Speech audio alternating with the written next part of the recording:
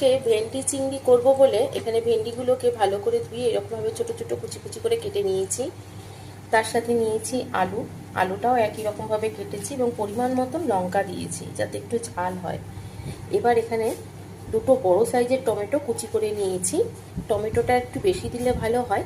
এখানে দিয়েছি পেঁয়াজটাও একটু বেশি দিয়েছি। সবই একই রকমভাবে কেটেছি। আর চিংড়ি মাছটাকে নিয়েছি, সেটাকে একটু কুচি করে নিয়েছি। এবার চিংড়ি মাছটা ভেজে নেব।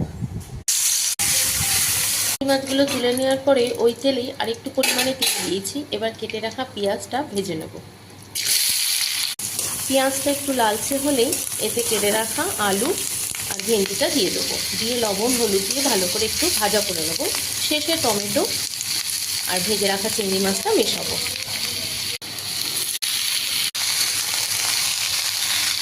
চিংড়িটা ভাজা হয়ে এসেছে। এবার আমি কেটে রাখা টমেটোটা দেবো, চিংড়িটাও দেবো। ভাজা একদম তৈরি।